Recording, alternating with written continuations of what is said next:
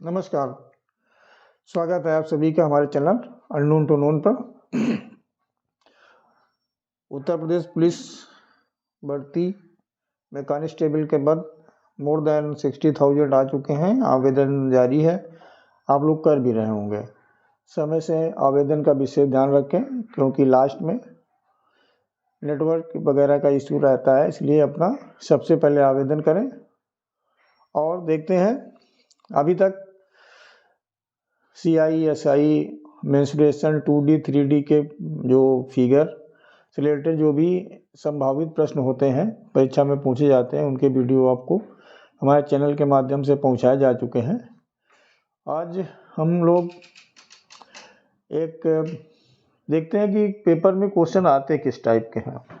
यानी कि जो लास्ट ईयर का एग्ज़ाम हुआ था 2019 में, 2019 का सेकेंड शिफ्ट में जो एग्ज़ाम हुई थी उत्तर प्रदेश पुलिस कांस्टेबल की, और उसमें जो सेकेंड शिफ्ट में पेपर आया था वो आपको बताया जा रहा है, जिससे आपको आइडिया लग जाएगा कि हमारे एग्ज़ाम में किस टाइप के क्वेश्चन पूछे जा सकते हैं। तो देखते हैं, क्योंकि ये बताया गया था कि ये अदर डे में तो हम एक टॉपिक से रिलेटेड वीडियो पड़ेगा, संडे को एक प्रैक्टिस कराया जाएगा। तो आज चूंकि संडे है इसलिए पहले हम शुरू करते हैं जो हमारा पेपर आ चुका है, हो चुका है जो एग्ज़ाम, उसमें किस टाइप के क्वेश्चन आए थे उसके बारे में। इसके बाद नेक्स्ट संडे से जो भी संडे आएंगे हर संडे को एक प्रैक्टिस सेट कराया जाएगा, और जिससे कि आपको आइडिया लग जाएगा कि इस टाइप के क्वेश्चन पूछे जाएंगे।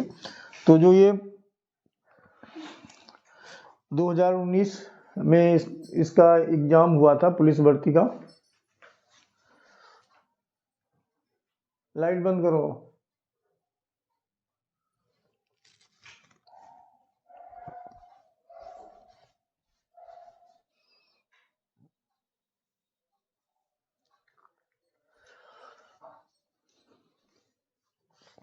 नमस्कार, स्वागत है आप सभी का हमारे चैनल अननोन टू नोन में। उत्तर प्रदेश पुलिस कांस्टेबल भर्ती का आवेदन चल रहा है और आप लोग कर भी रहे होंगे। सबसे ज़रूरी काम है कि सबसे पहले आप अपना ऑनलाइन आवेदन सबमिट करें, क्योंकि बाद में साइट का इशू हो जाता है, नेटवर्क प्रॉब्लम आ जाती है। तो सबसे पहले अपना ऑनलाइन फॉर्म सबमिट करें और साथ में पढ़ाई तो जारी रखें। तो आज के वीडियो में चूँकि संडे है और मैंने ये सोचा है कि संडे को एक प्रैक्टिस सेट कराते हैं और अदर डे में टॉपिक वाइज वीडियो रहेंगे। तो आज के वीडियो में जो 2019 में पुलिस भर्ती का पेपर हुआ था उसमें जो भी क्वेश्चंस आए थे वो सॉल्व कराए जाएंगे। अच्छा, देखिए करते कैसे उनको। जैसे पहला क्वेश्चन इसमें बहुत आसान है। कोई एक्स है, ये बैंकिंग का क्वेश्चन है। एक्स के पास बैंक खाते में या अकाउंट में, क्वेश्चन समझ लीजिए बस। जैसे मान लीजिए कोई अमाउंट जमा था 10,000 ऐसे करके, इतना था 1,008 रुपये 20 पैसे में अवशेष है।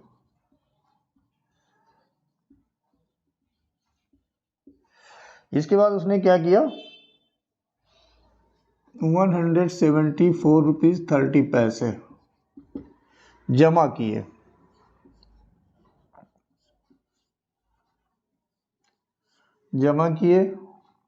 और 123.62 रुपये निकासी निकाल लिए।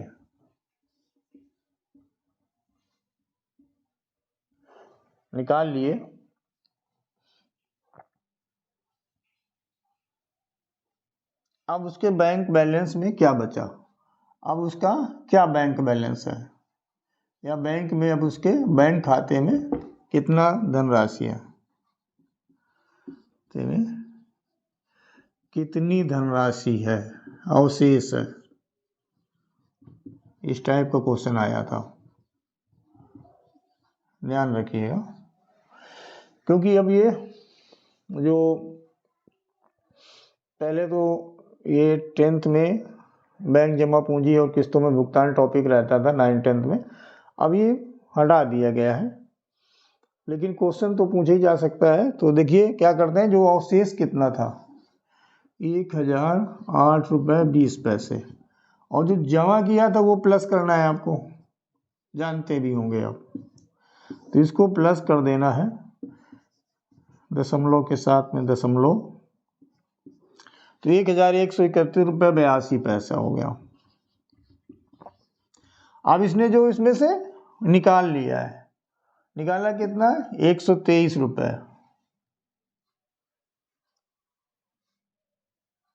नहीं जमा किया था 174 रुपये 35 पैसे जमा किया था ये इसने, तो ये हो गया 55, ये हो गया 2811,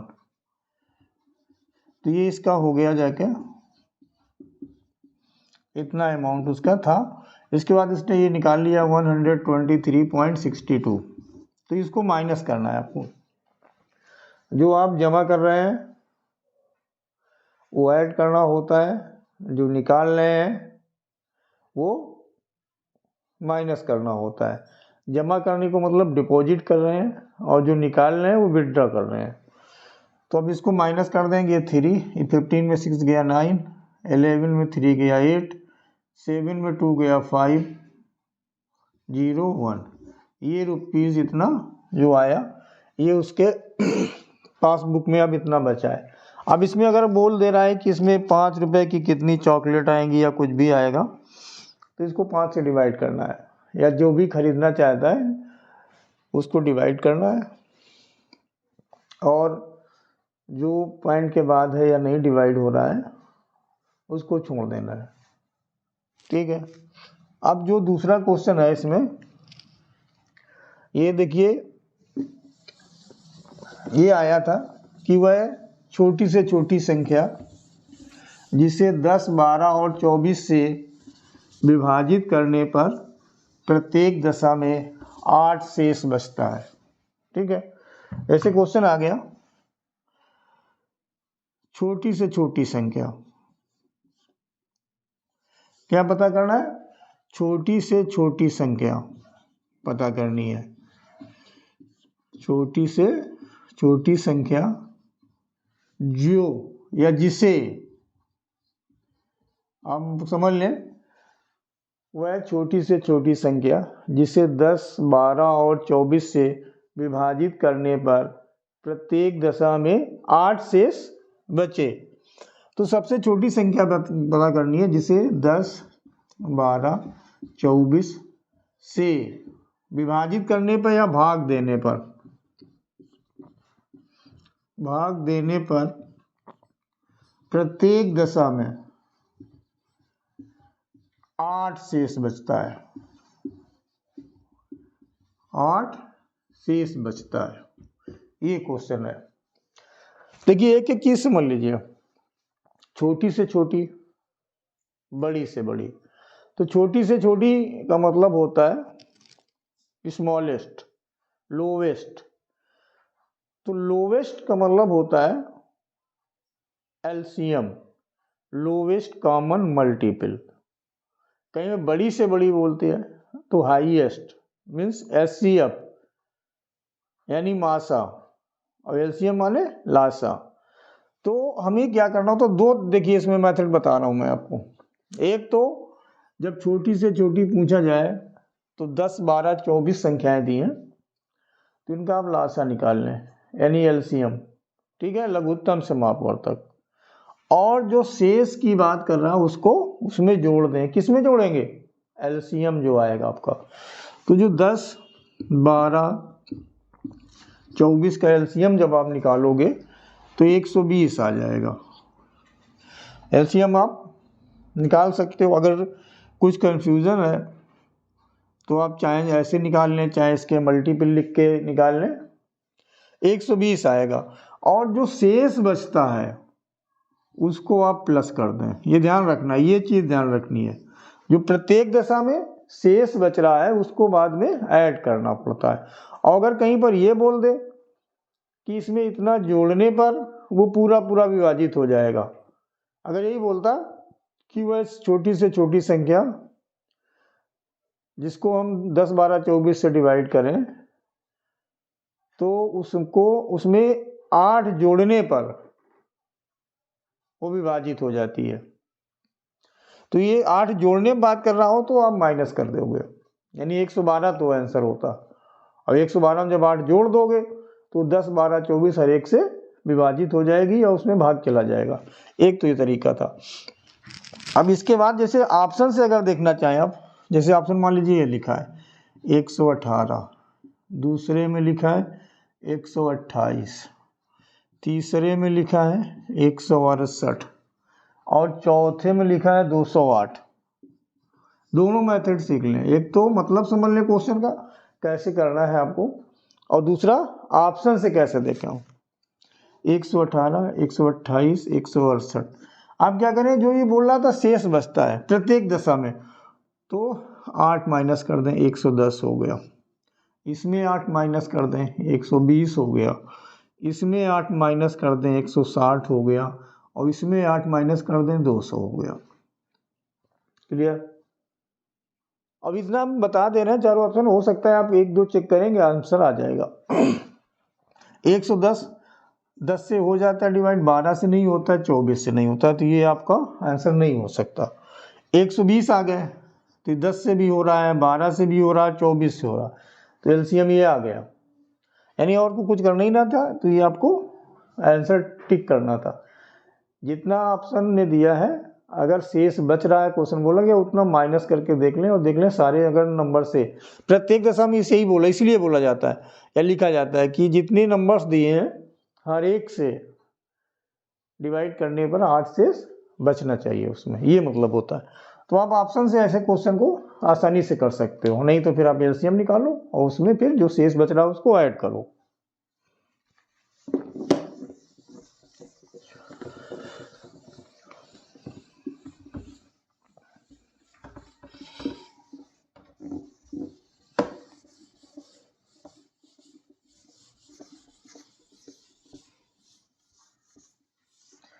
ये 2019 का पेपर है जो सेकेंड शिफ्ट में आया है, शायद फरवरी में हुआ था।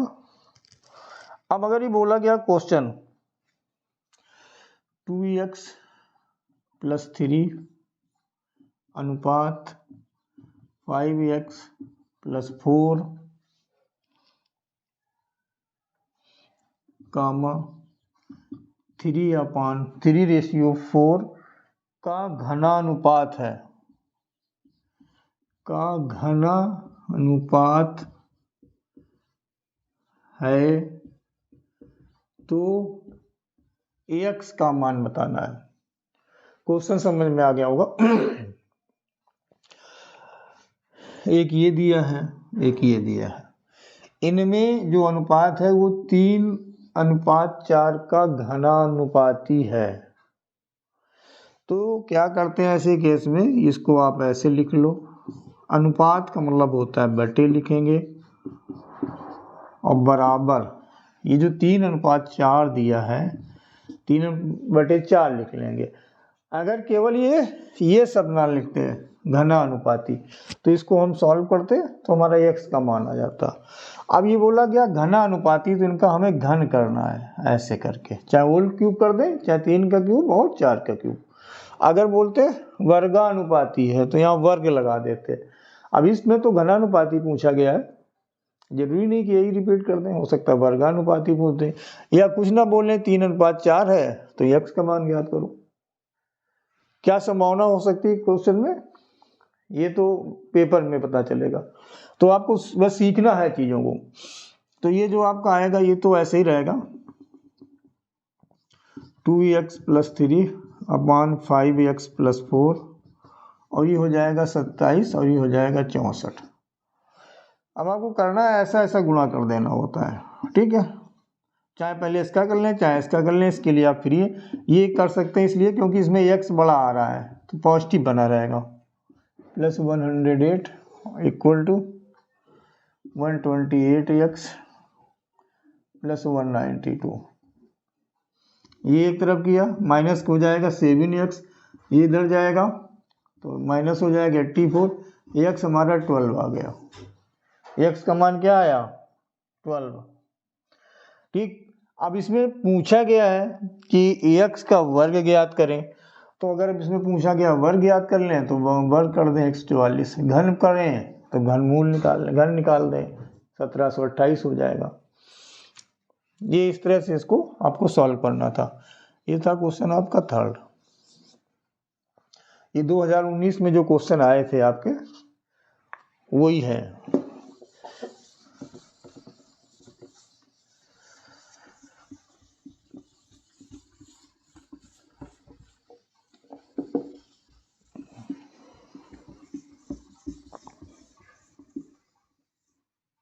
अब नेक्स्ट क्वेश्चन फोर्थ। कोई एग्जाम है, एक या किसी एग्जाम में, परीक्षा में 5 सब्जेक्ट्स में एक छात्र ने या स्टूडेंट ने 85%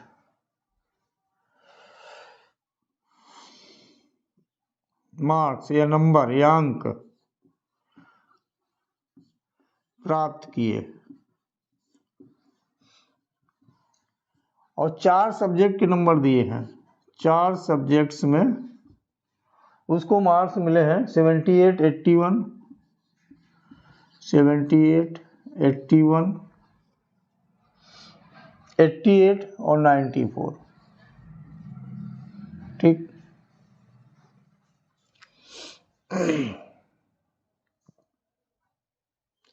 तो भी बोला गया कि 5वें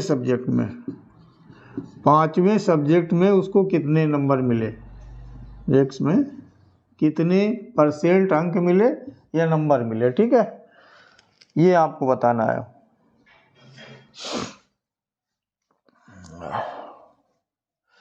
देखिए सब्जेक्ट कितने हैं 5, % कितना है 85, % मतलब प्रतिशत, मतलब 100 में जितने नंबर आपके आ रहे हैं वो आपका प्रतिशत हो जाता है।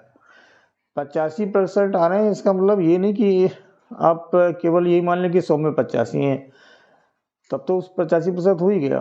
अगर 200 के एग्जाम में 170 आ रहे हैं तो भी 85% हुआ। अब परसेंट का क्वेश्चन है तो इसको हम 100 ही मान लेते हैं। तो नंबर कितने पाए हैं उसने 85%, यानी हर विषय का एवरेज उसका 85 आ रहा है 100 के अकॉर्डिंग। तो हमें ये देखना है कि 85 गुणा 5 कर लें, क्योंकि सब्जेक्ट 5 हैं। कितना हो गया 425। 5 से क्यों किया, क्योंकि 5 सब्जेक्ट थे 425, और जो 4 सब्जेक्ट के नंबर दिए इनको हम प्लस कर लें तो ये हो जाएगा 159, 247, 341 प्लस कर दिया, 341 प्लस कर दिया। अब इसको माइनस कर दें, क्या आ गया 48, यानी उसको जो 5वें सब्जेक्ट में मार्क्स मिले थे वो 84 या 84 मिले थे। ऐसे आप कर लोगे। एक एग्जाम में एक छात्र को 5 विषयों में 85% मार्क प्राप्त हुए थे।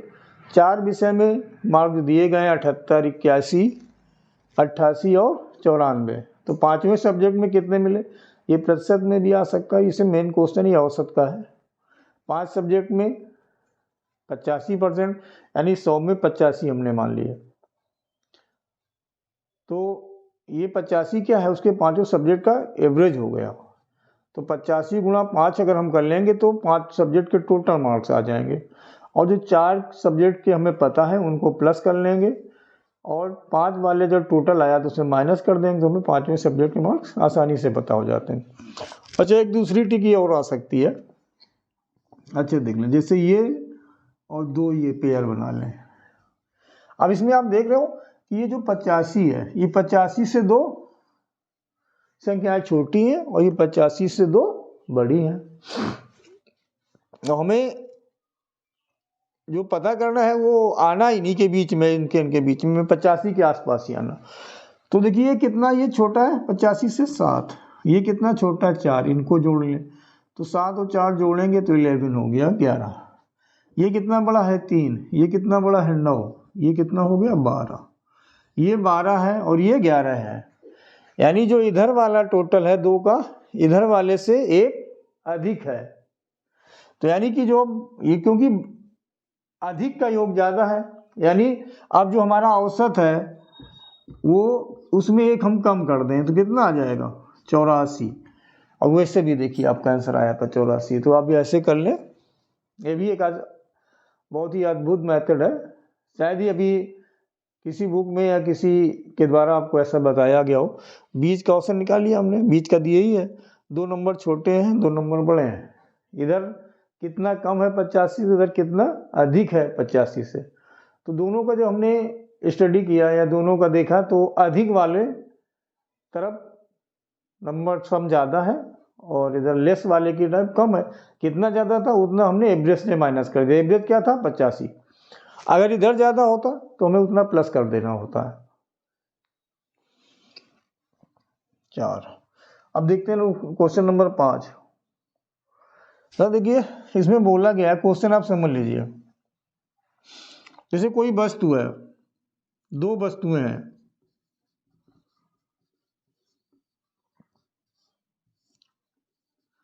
और का अंकित मूल, ऐसे ध्यान दीजिए क्वेश्चन में, अंकित मूल 25% बढ़ा कर लिखा गया।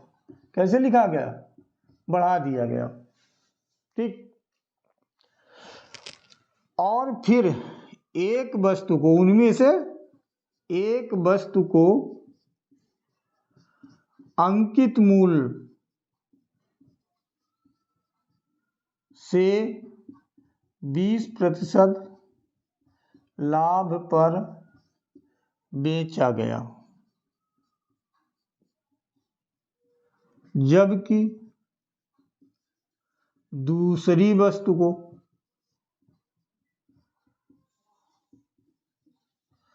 10% हानि पर बेचा गया, ठीक।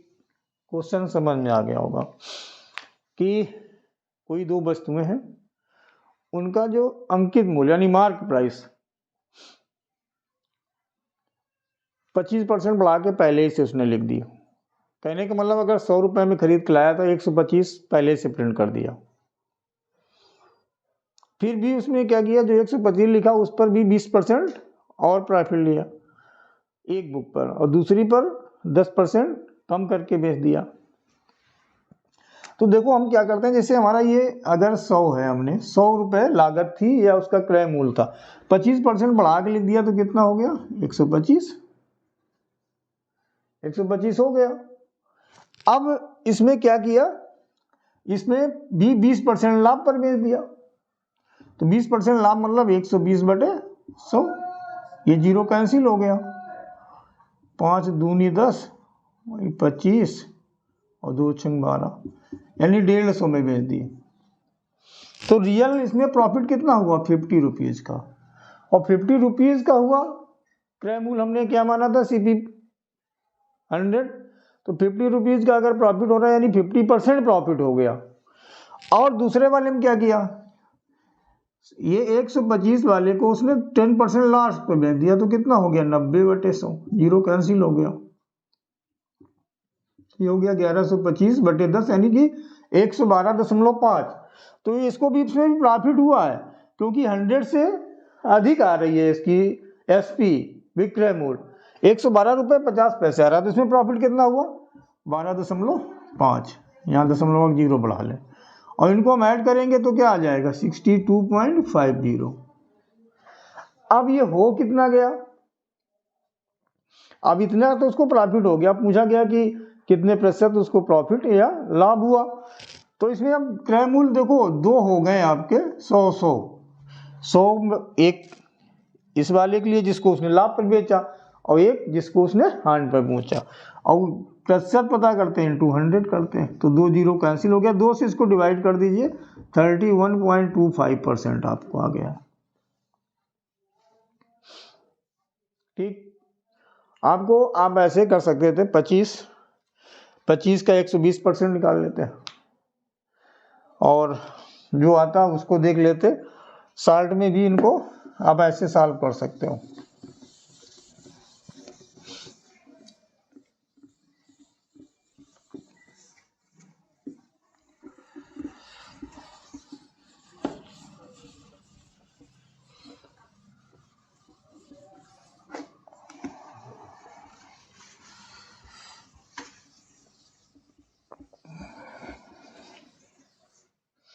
अब देखते हैं क्वेश्चन नंबर नेक्स्ट 6।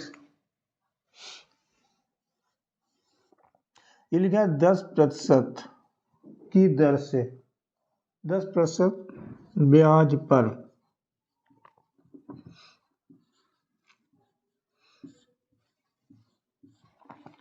2 वर्ष के साधारण व चक्रवृद्धि ब्याज का अंतर ₹1 है, तो मूलधन ज्ञात करो। क्या ज्ञात करना है? मूलधन बताना है आपको। देखिए 10%, जब मैंने अभी SI और CI टॉपिक पढ़ाया था, उसके जो वीडियो पढ़े हैं, अगर आपने अभी तक नहीं देखे हैं तो उसको जरूर देख लें। उसमें बताया था कि 1 वर्ष का साधारण ब्याज और चक्रवृद्धि ब्याज हमेशा बराबर होता है अगर दर और मूलधन सेम है। तो इसमें भी यही बोला गया कि 10% है 2 वर्ष का किसी धन पर, साधारण ब्याज और चक्रवृद्धि ब्याज का अंतर ₹1 है। तो मैंने ही बताया था पिछले वीडियो में जब SI और CI पढ़ाया था कि 1 वर्ष का हमारा CI और SI हमेशा बराबर होता है। जब 2 वर्ष में जाते हैं तो अगर 10% रेट है, 2 वर्ष समय है, तो उनके जो ब्याजों का अंतर हो जाता है वो मूलधन का 1% हो जाता है।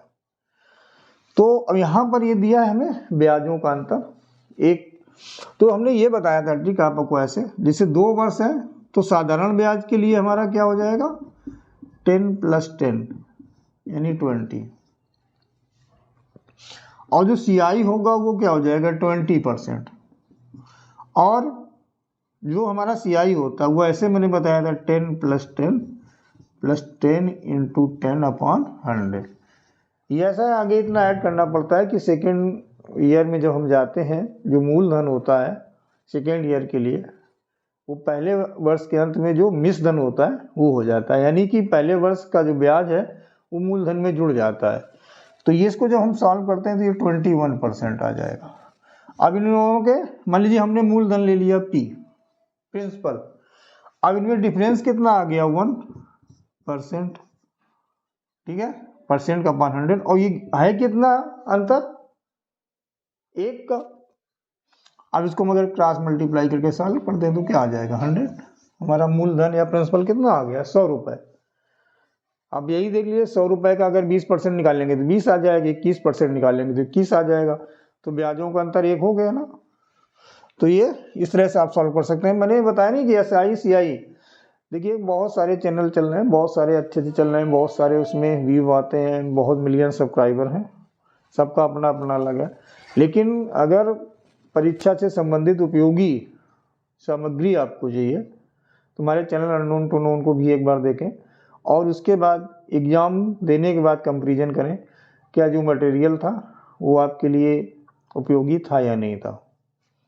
ठीक, चलिए ये हो गया आपका। नेक्स्ट क्वेश्चन पे आते हैं।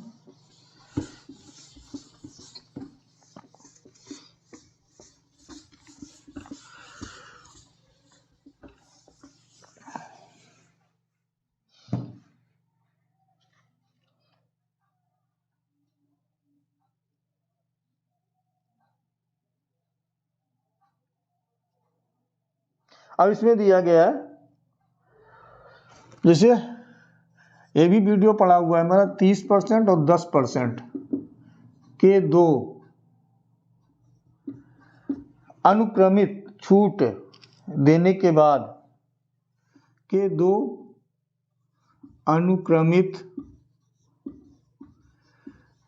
छूट देने के बाद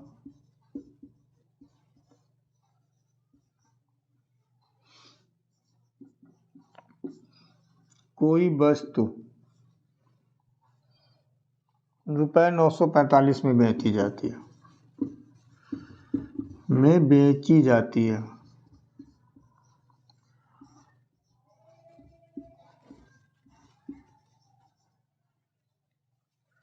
तो लागत मूल्य बताना है, वस्तु का लागत मूल्य, वस्तु का लागत मूल्य, ठीक है। यानी कि ये देखिएगा, अगर आपने अभी तक हमारे चैनल अननोन टू नोन को सब्सक्राइब नहीं किया है, उससे नहीं देखा है, तो इक्विवेलेंट डिस्काउंट क्रमागत बट्टों का एक वीडियो पड़ा हुआ है, उसमें मैंने 2, 3, 4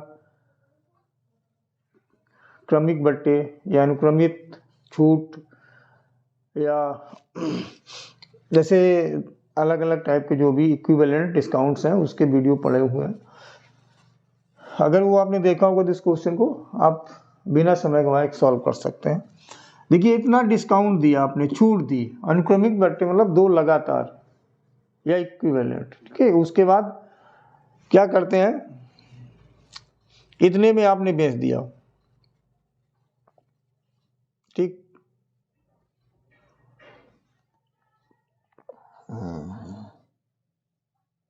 दो मेथड इसको बताते हैं हम आपको, एक तो ये, एक ये, दो तरीके से बताते हैं। इतने में बेचा गया 945 में, पहले कितने परसेंट का डिस्काउंट है, 30% का, यानी 70% पहले उसने कीमत आपसे वसूली, 70 और इंटू 100 क्यों, क्योंकि परसेंटेज है। दूसरा अब नेक्स्ट में क्या है, 10%, तो 10% डिस्काउंट मतलब 90%, तो इंटू 90 और इंटू 100, ये 100 क्यों, क्योंकि इसमें भी परसेंट है। अब ये 2 जीरो हम कैंसिल कर दें तो 100 चला गया। अब ये 7 और 9 नीचे बचा, गुणा कर लें, या इससे हम इसको कैंसिल कर दें तो ये आएगा 105। अब इसके बाद सेविंग से शो कर दें तो 15 इंटू 100 करना है, क्या हो जाएगा, ₹1500, ये आ गया आंसर हमारा। अब जो दूसरा मेथड क्या है वो देख लें, कि एक तो देता है 30% का डिस्काउंट, ठीक है, तो ऐसे भी कर सकते हो आप, जैसे एक 30 का दिया, ये तो 30 हो ही गया, और दूसरा कितना दिया, 10 का, तो 30 + 10। अब इसके बाद यहाँ माइनस कर देते हैं, 30 इंटू 10/100। ये मैंने बताया था CI वाले या SI वाले क्वेश्चन में भी बताया था, अगर कंपैरिजन करना हो, बढ़ रहा है तो ऐसे कर लेते हैं, घट रहा है तो माइनस कर लेते हैं। तो ये तो हो गया 40 और माइनस हो गया 3, कितना हो गया, यानी रियल में हमें जो डिस्काउंट मिला है वो 37% मिला है। ये बताया गया था कि जो डिस्काउंट होता है वो कभी हमारा 100% या उससे मोर नहीं हो सकता है, क्योंकि कभी कभी ऐसे दे देते हैं 50% + 50%, तो आपको लगता है 100% डिस्काउंट है, वो कभी नहीं होता है, वो 75 के इक्वल होता है।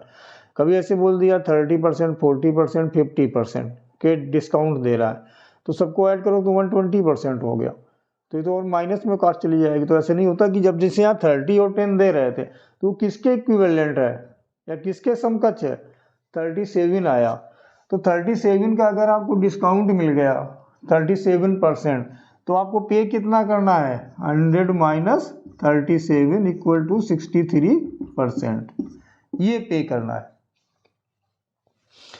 तो ये जब आप पे कर रहे हो तो ये कितना था, 945/63 इंटू 100, क्योंकि परसेंट है, इससे 15 बाद में कैंसिल हो गया, ये आ गया 1500 रुपीज़ उसकी लागत थी। दो आसान से सोल्यूशन है आपके लिए, कोई ना कोई तो याद रहेगा ही, बस एक बार आपको वीडियो देखना है।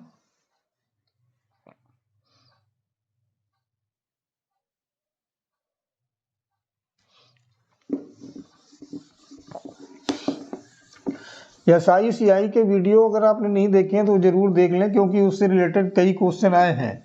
ये तो मैंने अभी तक देखे ही नहीं था। इसमें अब जो नेक्स्ट क्वेश्चन है वो भी SI और CI के डिफरेंट पर बेस्ड है, तो बहुत लाभ होने वाला है। अगर आपने अभी तक इस वीडियो को मेरे नहीं देखा है SI/CI को, तो कृपया जल्दी देखें। जैसे इसमें लिखा है 10% ब्याज की दर से 3 वर्ष के लिए रुपए 2000 के मूलधन पर चक्रवृद्धि ब्याज, रुपए 2000 के मूलधन पर चक्रवृद्धि ब्याज व साधारण ब्याज का अंतर बताओ। ठीक, अभी जैसे मैंने बताया था 10% दिया हो, 2 वर्ष दिया हो, तो इनके ब्याजों का अंतर 1% आता है। अब 3 बारह और देख लीजिए, जो SI होगा वो तो 3 साल है, तो 10 10 10 10 3 बार किया 30% आपका हो गया, यही रहेगा। 10% दिया 3 बार, या 10 × 3 कर लो, 30% का ये कंबाइंड हो जाएगा, 1 वर्ष का कह सकते हो। CI जो होता है, जैसे अभी मैंने बताया था पिछले क्वेश्चन में, 2 वर्ष का हो जाता है 21। कैसे? ऐसे बताया था 10 + 10 + 10 × 10/100, ये 20 और ये 1 21, यानी ये 2 साल का हो गया 21। अब तीसरे वाल का जब निकालना है तो 21 + 10 + 21 × 10/100, तो ये कितना हो गया 31 प्लस ये हो जाएगा 2.1, कितना हो गया 33.1%। कोई मुश्किल काम नहीं है, निकाल लिया आपने इतनी जल्दी। अब इसको अगर आप प्रैक्टिस में आ जाएगा तो ओरल कर लेंगे। ठीक, तो अब इन दोनों का डिफरेंस कितना हुआ 33.1 और 33.1, और हमारा मूलधन कितना था 2000। अब 2000 रुपये का केवल 3.1% आपको निकालना है। 2 जीरो कैंसिल, ये हो गया। अब इसको मल्टीप्लाई कर दीजिए, या ये जीरो हटा दीजिए, पॉइंट हट जाएगा, 62 रुपीज़। ये आपका फाइनल आंसर हो गया। 10,000 रुपये का, सॉरी 2000 रुपये का 10% की ब्याज की दर से 3 वर्ष के चक्रवृद्धि और साधारण ब्याज का अंतर 62 या 62 रुपये होगा आपका। क्लियर हो गया होगा। और ये दर समय कुछ भी हो सकता है, सब में यही ट्रिक आपको अप्लाई करनी है। बहुत कम समय में कर लोगे। आप प्रैक्टिस करो, एक बार वीडियो देखो।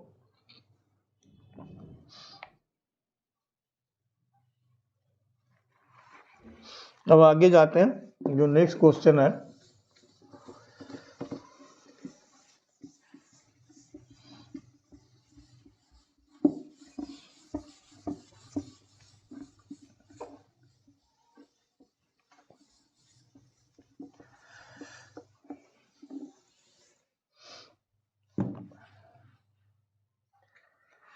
तीन साझेदार XYZ, 3 पार्टनर हैं साझेदार XYZ। इनका कुल लाभ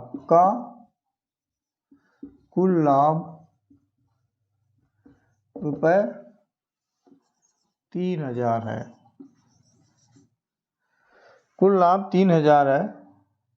X का हिस्सा x का हिस्सा z से 400 रुपये कम तथा y का हिस्सा z से 200 रुपये कम। तो x y z पता करना है, यानी x y z का जो लाभ है वो किस अनुपात में मिल रहा है ये पता करना है। देखिए बहुत आसान सा क्वेश्चन है। कुल लाभ कितना है 3000 रुपये। तो z को सबसे ज्यादा मिल रहा है, देखो साफ लिखा है कि x को 400 रुपये z से कम, y को 200 रुपये z से कम।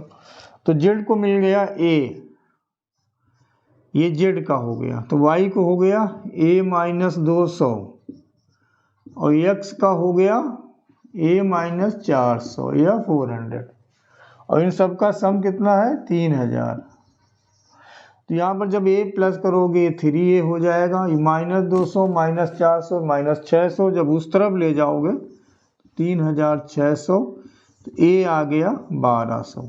ये कौन हो गए z, इसमें 200 माइनस कर दो 1000, ये कौन हो गए y, फिर इसमें 400 कर दो याद, इसमें 200 कर दो 800, ये हो गए x। अब इनका अनुपात पता करना, सब में 2 2 जीरो हैं, ये काट दो। अभी नंबर सब इवन है, 2 से कट जा रहे हैं, 6 5 4। अनुपात पता करना है x y z, तो x में क्या आया 4, y में 5, z में 6, तो x अनुपात y अनुपात जो z होगा वो हो जाएगा 4:5:6। ये आंसर हो गया।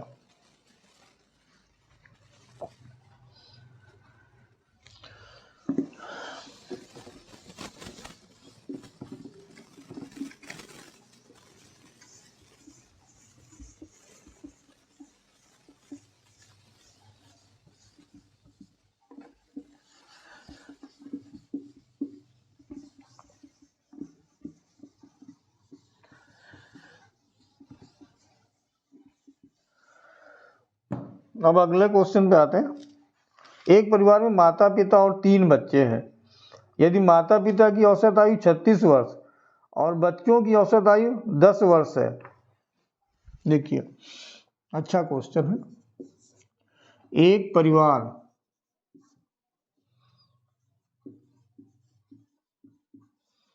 में माता पिता की औसत आयु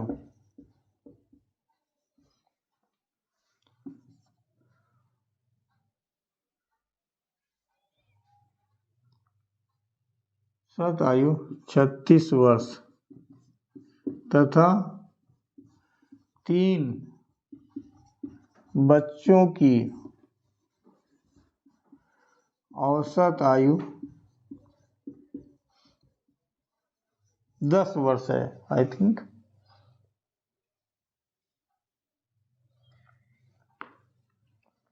10 वर्ष है।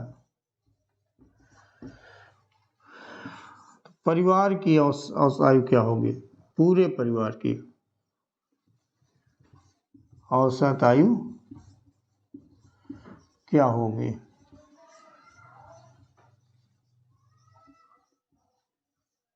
ये लिखा है क्वेश्चन। ऐसे लिख के आ सकता है, एक परिवार में 5 सदस्य हैं, माता पिता की औसत आयु 36 वर्ष है और जो बच्चे हैं, अब परिवार में 5 सदस्य हैं, माता पिता और 3 बच्चे, तो माता पिता की औसत आयु 36 वर्ष है और जो 3 बच्चे हैं उनकी औसत आयु 10 वर्ष है, और पूरे परिवार की यानी 5 लोगों की औसत आयु पूछी गई। देखो करते कैसे हैं, माता पिता कितने हुए 2, तो ये लिख दिया 36 गुणा 2 प्लस 10 गुणा 3 और बटे में आप कर दीजिए 5, क्योंकि 5 लोग हो गए। तो ये कितना हो गया 36 दूना 72 और 10 तिहाई 30 यानी 102। और बटे 5 इसको भाग कर दो तो ये आ जाएगा 20.4। यानी जो औसत आयु हो गई वो हो गई जाके 20.4 वर्ष। ऑप्शन चेक कर लेना, उत्तर आपको मिल जाएगा। ठीक है ना। माता पिता कितने थे? 2। औसत आयु कितनी थी? 36। 36 गुणा 2 कर दिया तो उनकी टोटल आयु आ जाती। बच्चे कितने थे? 3। बच्चों को औसत आयु थी 10, तो 10 का 3 से गुणा कर लिया 30। अब पांचों का निकालना है तो इनको पांचों को हमने जोड़ लिया तो इनकी हो गई 102। और औसत पता करनी है तो हमें जितने लोग थे उससे भाग कर दिया तो आ गया 20.4।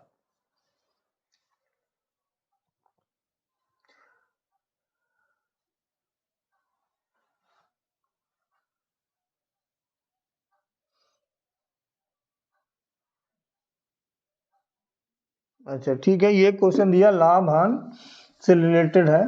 क्रय मूल्य विक्रय मूल्य भी दिया गया है।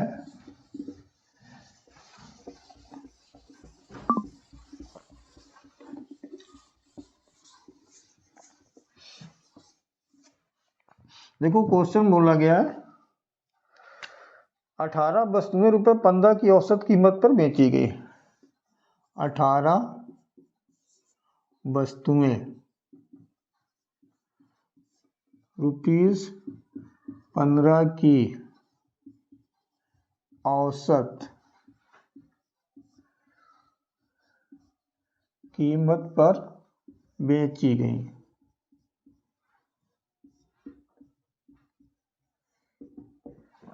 इसके बाद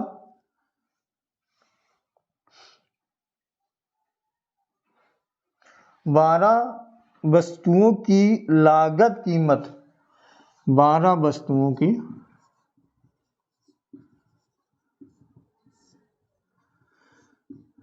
लागत कीमत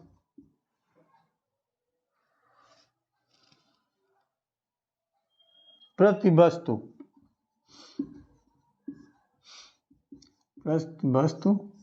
₹16 थी। शेष 6 वस्तुओं की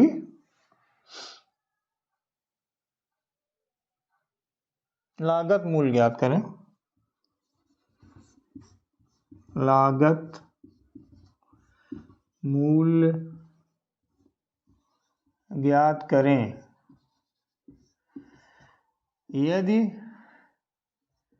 लेन देन में लाभ और हानि कुछ भी ना हुआ हो, ना लाभ हुई हो ना हानि हुई, ये बताना है। वस्तुएं कितनी? 18। औसत जो कीमत बेची गई विक्रय मूल्य 15, तो आप ऐसे पहले कर लो 18 गुणा 15 270। देखो 18 वस्तुएं हैं और सब बेची गई, तो जो देखा गया बेचने के बाद जो उसका औसत आया वो ₹15 प्रति वस्तु के हिसाब से आया है। यानी तो हमें कैसे पता करना पड़ेगा पूरा विक्रय मूल्य? वस्तुएं थी 18 और औसत उसका जो मूल्य आया है वो 15, तो 18 गुणा 15 किया, ये आ गया ₹270 आपका। अब उसमें से ये बोला गया कि जो 12 वस्तुएं थी उनका जो लागत मूल्य था जब खरीदी गई थी या बनाई गई थी तो ये था 16। तो जब इसका विक्रय मूल्य से जो 12 का लागत मूल्य था वो घटा दिया तो जो ₹78 आया, ये लागत मूल्य हमारा बचा कितने का? जो हमारी वस्तुएं बच गई 6। वस्तुएं बची कितनी थी? 18 और 12 और शेष कितनी है? 6। तो इसको डिवाइड कर दीजिए तो कितना हो गया? ₹13 प्रति वस्तु। क्यों 13 वस्तु? ये क्यों निकाला गया, डिवाइड क्यों किया? क्योंकि बोला गया ना लाभ हुआ ना हानि हुआ। लाभ हानि अगर कुछ हो रही होती तो फिर वो भी इसमें टर्म ऐड हो जाता। लाभ हानि हुई नहीं तो ₹270 विक्रय मूल्य हुआ और ₹270 ही उनकी लागत मूल्य या क्रय मूल्य होगा। तो 270 में जितना हमारा बचा कितना? 78। तो वो लागत मूल्य कितनी वस्तुओं का रहा होगा? जो शेष 6 वस्तुएं हैं तो 6 से भाग कर दिया तो ₹13 उनका लागत मूल्य था। अब देखते हैं अगला क्वेश्चन।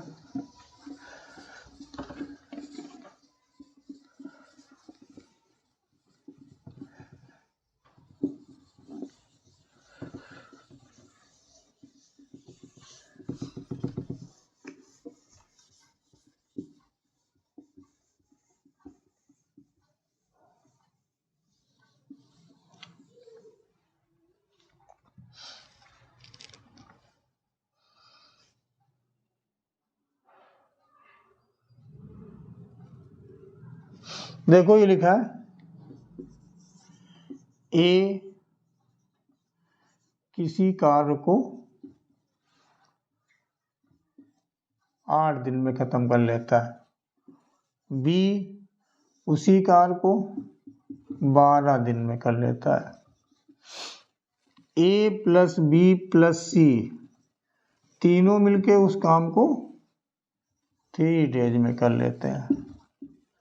ठीक, तो सी का पूछा गया, सी अकेला उस काम को कितने दिन में कर लेगा। ये अगर आपने चैप्टर नहीं पढ़ा है अभी तक तो इसको देख लें, वर्क एंड टाइम हमारे चैनल अननोन टू नोन पर, इसकी वीडियो पहले से पढ़े गए हैं, बड़ी आसान मेथड से बताया गया है। 3 लोग हैं, ए का पता अकेले कितने दिन में करता है, बी का पता अकेले कितने दिन में करता है, सी का पता करना है वो अकेले कितने दिन में उसी काम को कर पाएगा। जबकि यहाँ पर हमें जानकारी दी गई है तीनों ने मिलकर उस काम को 3 दिन में खत्म कर लिया। जब हमें पता है तीनों ने मिलकर 3 दिन में खत्म कर लिया, 2 के बारे में पता है, तो तीसरे का हम कैसे पता करते हैं, तीनों के काम में से 2 का काम माइनस कर दें तो हमें तीसरे का आ जाता है। लेकिन एक चीज़ ध्यान रखनी होती है वर्क टाइम के क्वेश्चन में, जैसे ए 8 दिन में कर रहा है तो 1 दिन में उस काम का 1/8 हिस्सा करेगा, बी 12 दिन में कर रहा है तो 1 दिन में 1/12 करेगा। तीनों लोग 3 दिन में खत्म कर ले रहे हैं तो तीनों लोग उस काम को 1 दिन में 1/3 हिस्सा कर पाएंगे।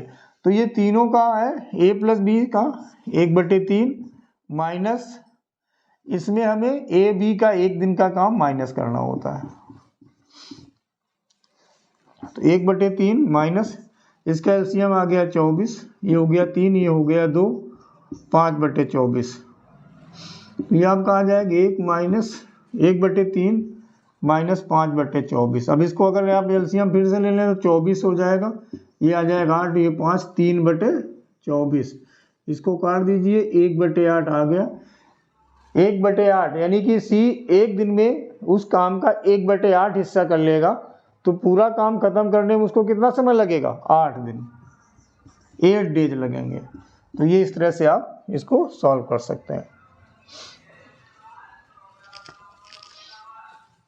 यात्रा पर गए एक आदमी पहले 120 किलोमीटर 60 किलोमीटर गति से और अगले 120 किलोमीटर 80 किलोमीटर की गति से तय करता है। यात्रा की औसत चाल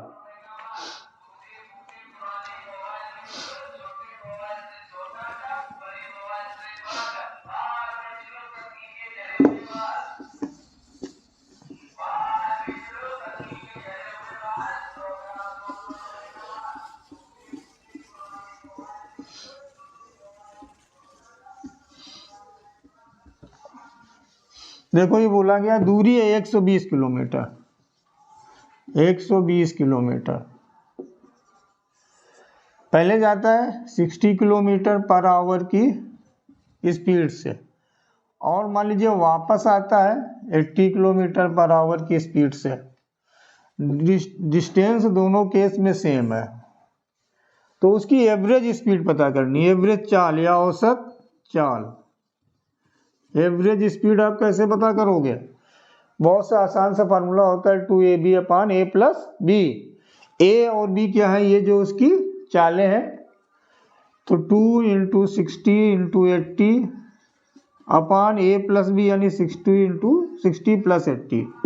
इसको अगर मल्टीप्लाई कर दें तो 9600 और ये हो गया 140, एक जीरो कैंसिल हो गया, 2 से डिवाइड कर दें 7 बार में, ये हो गया 480, 480/7। अब इसको आप डिवाइड कर दें 7 × 42 और 7 × 8 = 56, 68 सही 4/7 किलोमीटर प्रति घंटा, ये उसकी हो गई औसत चाल। और इसको अगर दशमलव में दिया तो इसको फिर भाग कर दें, 7 × 35 5 7 7 49, दशमलव में अगर आपका आंसर दिया तो 68.57 किलोमीटर प्रति घंटा हो जाएगा। नेक्स्ट क्वेश्चन जो आया है आपके क्वेश्चन, 2 कारों की गति का अनुपात 10:11 है। यदि पहली कार 10 घंटे में 500 किलोमीटर की दूरी तय करती है तो दूसरे कार की गति क्या होगी।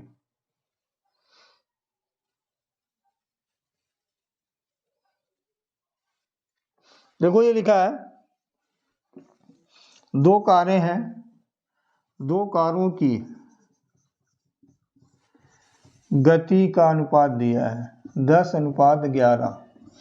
अब पहली कार 500 किलोमीटर जाती है 10 घंटे में, तो उसकी चाल कितने किलोमीटर प्रति घंटा हो गई? 50।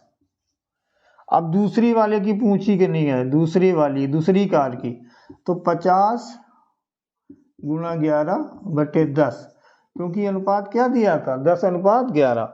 इससे 0 कैंसिल हो गया, 11 बचे 55। दूसरे की चाल क्या हो गई? 55 किलोमीटर प्रति घंटा। भाई दो कारें दी हैं, उनकी गतियां या चालों का अनुपात दिया गया है 10:11, और 500 किलोमीटर की दूरी पहली कार 10 घंटे में तय कर लेती है, तो यानी उसकी चाल हो गई 50 किलोमीटर प्रति घंटा। 50 किलोमीटर प्रति घंटा है उस कार की चाल जिसका अनुपात 10 है, और जिसका अनुपात 11 है वो पता करनी, यानी 50 से ज़्यादा होगी। 10 बचे 50, 11 बचे 55 किलोमीटर प्रति घंटा उसकी औसत चाल हो जाएगी।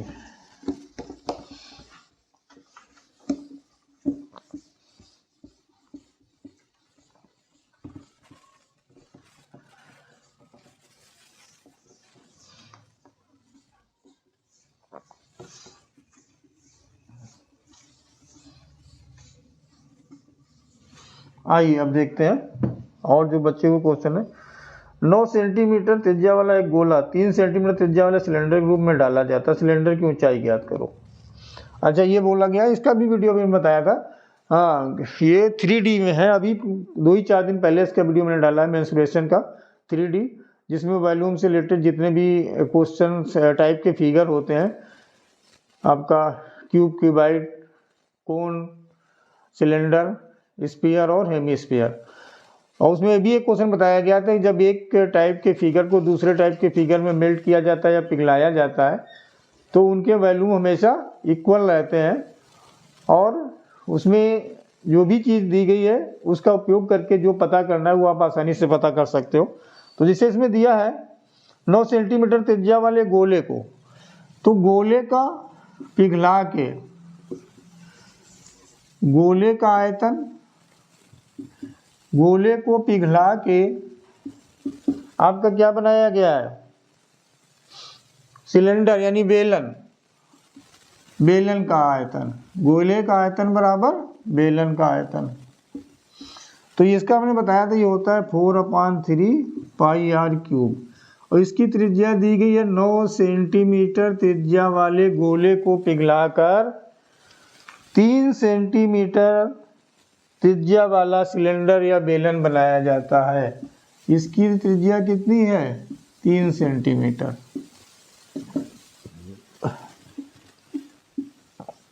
और तो पूछा गया इसकी ऊंचाई कितनी होगी, तो इसमें आप एक काम कर सकते हो, पाई कैंसिल कर लो। 4/3 r³, r इसकी है त्रिज्या, 9 × 9 × 9 centimetre cube centimetre cube. r इसकी है 3 × 3 सेंटीमीटर सेंटीमीटर। 1 3 से ये 3, ये 3, ये 3 कट गया। कितने कट गया? 3 × 9 = 27। अब बचा कितना? 27 × 4 यानी 108 सेंटीमीटर। ये हो गई हाइट।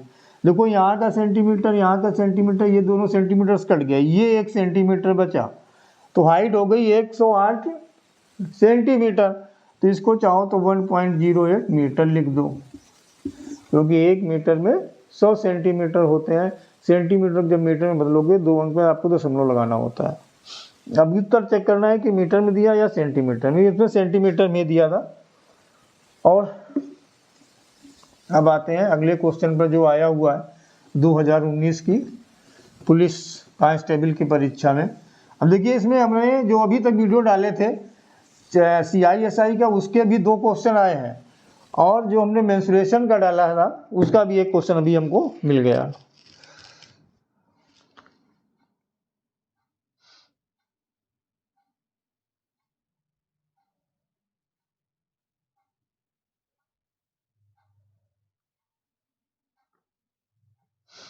अब इसमें लिखा है 6 से विभाजित सबसे छोटी 4 अंकों की संख्या के अंकों का योग और 11 से विभाजित सबसे छोटी 5 अंकों वाली संख्या के योग का गुणनफल क्या होगा।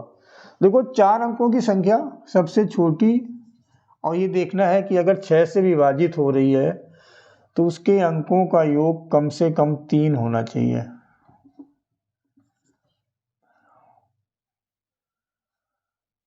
छः कम 6, 4 बचा 40, 6 36। अच्छा हमने 2 क्यों लिख दिया, क्योंकि 6 के फैक्टर क्या होते हैं 2 गुणा 3, यानी 1000 4 अंक थे 2 से विभाजित हो जाएगी, लेकिन 3 से नहीं हो। 6 से वही संख्या विभाजित होती है जो 2 और 3 दोनों से हो रही हो।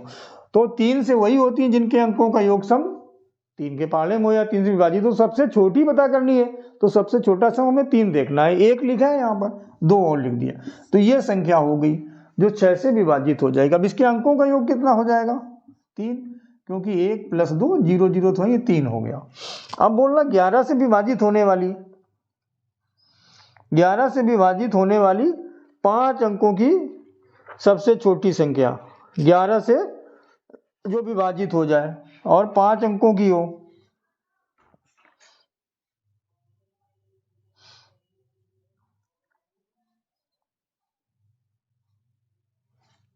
तो देखिए 11 से विभाजित होने वाली 5 अंकों की संख्या जो सबसे छोटी होगी, तो हमें लगता है ऐसे ऐसे ऐसे हो जानी चाहिए। नहीं, ऐसे भी हम कर सकते हैं। यहाँ पे 0 0 0 1, नो, क्योंकि ये इसके साथ आएगा 1 0 ऐसे करके, ठीक। क्योंकि 11 में ऐसा रूल दिखाया था अल्टरनेट प्लस किया जाता, तो ये कितना हो जाएगा 1, और ये वाला 1 - 1 0 आ गया। 11 से विभाजित का यही नियम है, अंकों को लिख लें और पीछे से अगर हम नंबरिंग कर लें 1 2 3 4 5 6 जितनी भी संख्याएं हो, जैसे इसमें 5 ही अंक थे, 1 2 3 4 5, तो विषम बार जो आया है 1 पे 3 पे 5 पे उनको प्लस कर लें, जो सम पर आया उनको प्लस कर लें, अंतर कर लें। अगर 0 आ रहा है या 11 का मल्टीपल आ रहा है तो वो संख्या 11 से विभाजित होती है। तो इसमें ये आ गया। अब ये 11 से हो गई, अब इनके अंकों का योग बोला गया तो क्या हो जाएगा 1 + 1 = 2। अब जो अंकों के योग है इनका गुणनफल पूछा गया, तो 3 का 2 से गुणा कर लो, क्या आ गया 6। यही आपका हो गया आपका राइट आंसर, या 15 16 जो भी नंबर था ये आपका हो जाएगा। अब और कौन कौन सा क्वेश्चन है।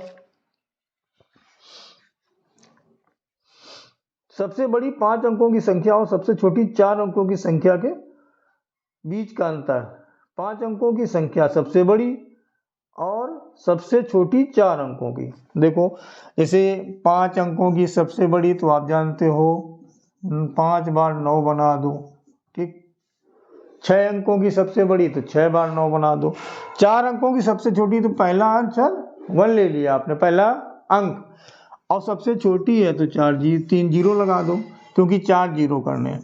अब माइनस कर दो, ये 9 8 9 9 9 98,999। आंसर चेक कर लो। ये तो बताने वाला क्वेश्चन नहीं था, आप बड़ी आसानी से इसको कर सकते हैं। किसी कक्षा के बच्चों के बीच मुफ्त नोटबुक समान रूप से बांटी गई। प्रत्येक बच्चे को मिली नोटबुक की संख्या बच्चों की संख्या का 1/8 थी।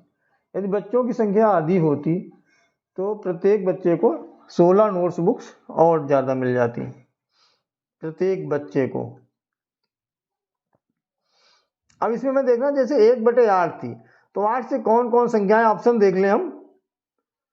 126, ये ऐसे क्वेश्चन में कभी कभी ऑप्शन से अगर देखें तो हमारा आसानी से और जल्दी आंसर निकल आता है, ऑप्शन से अगर दिया गया है। जैसे बोला गया है जितने बच्चे थे, यदि किसी कक्षा के बच्चों के बीच मुफ्त नोटबुक समान रूप से बांटी गई, प्रत्येक बच्चे को मिली नोटबुक की संख्या बच्चों की संख्या का 1/8 थी। यानी अगर संख्या 8 थी बच्चों की तो नोटबुक एक एक मिल रही थी। यदि बच्चों की संख्या आधी होती तो प्रत्येक बच्चे को 16 नोटबुक मिल जाती हैं। अच्छा, तो जैसे इसमें ऑप्शन दिए गए हैं 62, 126, 254 512। मतलब इसमें बोला गया है जो नोटबुक मिल रही है वो छात्रों की संख्या का 1/8 है, मिल रही है। यदि छात्रों की संख्या आधी होती, यदि छात्रों की संख्या आधी हो जाती है, छात्र आधे ना हो जाते, की संख्या आधी हो जाती है तो 16 मिल जाती है उन्हें। कितनी मिल जाती?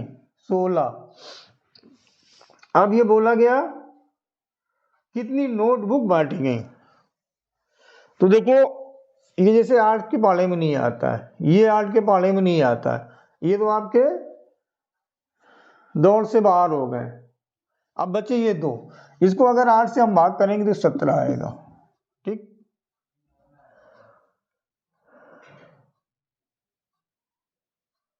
यानी 126 नहीं, 8 एक कम 8, ये भी नहीं कट रहा है ना, ये भी बाहर हो गया रेस्ट से। तो बच कटने वाला कौन बचा? 512, यानी कि यही हो गया। ठीक है,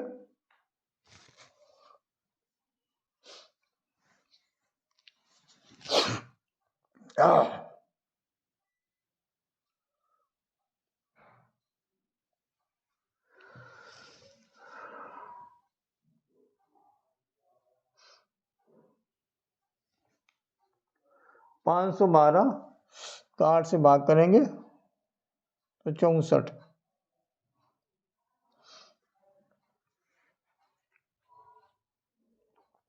किसी का अच्छा बच्चों की नोट बना लिया, प्रत्येक बच्चों को मिली नोट 10 की संख्या बच्चों की संख्या के 1/8 थी।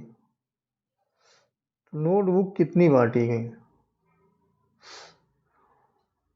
512 नहीं भाई, इसमें तो 512 अगर नोटबुक बांटी गई तो स्टूडेंट तो और ज़्यादा हो गए। स्टूडेंट अगर नोट इतना हो जाएगा तब तो फिर ये इसका आंसर चेंज हो जाएगा।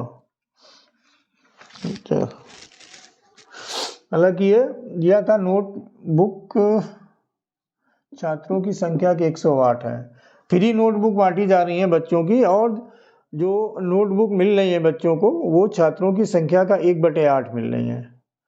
तो यदि बोला गया छात्रों की संख्या आधी हो जाए तो वो 16 मिल जाएंगे। अच्छा, ये मतलब है। तो जैसे कि 1/8 मिल रही है, अगर छात्रों की संख्या ये जो आ रही है, पेंसिल जो बांटी गई है, तो देख ले रहे हैं 8 से इसमें कौन कट रहा है, जो नहीं कट रहा वो तो ऑप्शन से बाहर हो गया। अब ये जैसे कट रहा है तो अगर इतनी बांटी गई तो यानी छात्र हुए 4096। ठीक, और अगर अब बोला जाए कि इसके आधे कर दिए जाए तो जाए 2048 छात्र। अगर हाँ, तो इसमें जानते हैं इसके अगर इसको भाग करेंगे तो यानी 8 मिल रही थी। अब अगर ये आधे कर दिए गए,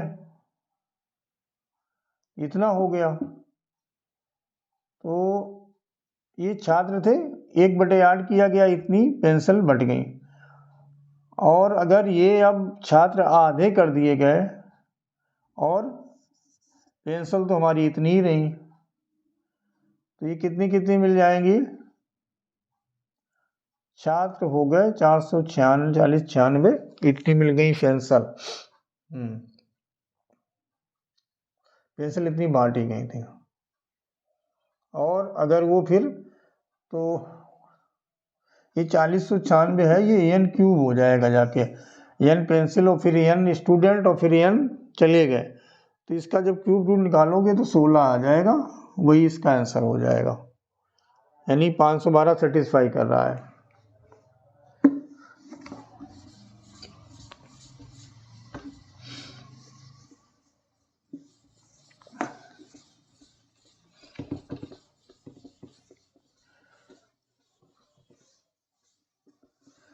अब देखते हैं, एक क्वेश्चन और बचा है। एक्स इमारत के बीच 11वीं मंजिल पर लिफ्ट में जाता है और 57 मंजिल प्रति मिनट की दर से ऊपर जाता है। उसी समय वाई उसी इमारत की 51 मंजिल पर लिफ्ट में जाता है और 63 मंजिल प्रति मिनट की दर से नीचे उतरता है। यदि वे इन गतियों से यात्रा करना जारी रखते हैं तो किस मंजिल पर उनको मिल जाएगा? 57, 63, 51, 12, 46, 12। ये क्वेश्चन 30। जैसे यक्ष इमारत के 11वीं मंजिल पर लिफ्ट में जाता है और 57 मंजिल प्रति मिनट की दर से जाता है, यानी 1 मिनट में 57 मंजिल। उसी समय वाई उसी इमारत की 51वीं मंजिल पर लिफ्ट में जाता है और 63 मंजिल प्रति मिनट की दर से नीचे उतरता है। यदि वे इन गतियों से यात्रा जारी रखते हैं तो किस मंजिल पर उनकी लिफ्ट एक दूसरे को पार करेंगी?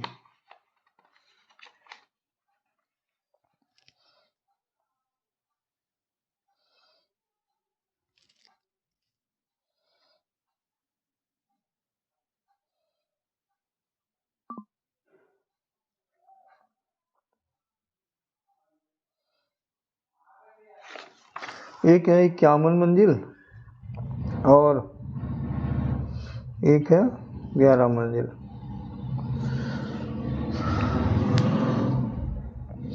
चलिए आज के वीडियो में आपको 2019 का ये जो पेपर आया हुआ था वो हल कराया गया है। आप नोट कर लें कि इसी टाइप के आपके मैथ्स के क्वेश्चन आने वाले हैं। नेक्स्ट वीडियो में तर्क शक्ति या रीजनिंग भी शुरू की जाएगी। बार बार कह रहा हूँ, अगर आपको अपनी परीक्षा में निश्चित रूप से सफलता पानी है, आपकी बार नैया पार का फार्मूला अपनाना है, हमारे चैनल अननोन टोन को एक बार सब्सक्राइब करें और मटेरियल देखें। हमारे यहाँ बहुत ज़्यादा व्यूज नहीं मिलेंगे आपको चैनल पर, बहुत ज़्यादा सब्सक्राइब नहीं होंगे। हो सकता है वीडियो की हमारी क्वालिटी भी उतनी नहीं अच्छी होगी, क्योंकि घर में ही बोर्ड पर वाइट बोर्ड से मार्कर और मोबाइल के द्वारा वीडियो बनाया जा रहा है आपके लाभ के लिए ही। तो इसको देखें, मटेरियल 100% आपकी परीक्षा के लिए उपयोगी होगा और वो उससे रिलेटेड जो भी क्वेश्चन कराए जा रहे हैं अगर आपने पूरा देखा तो मैं दावा करता हूँ 100% आपका पेपर एग्जाम में इससे फंसने वाला है। धन्यवाद।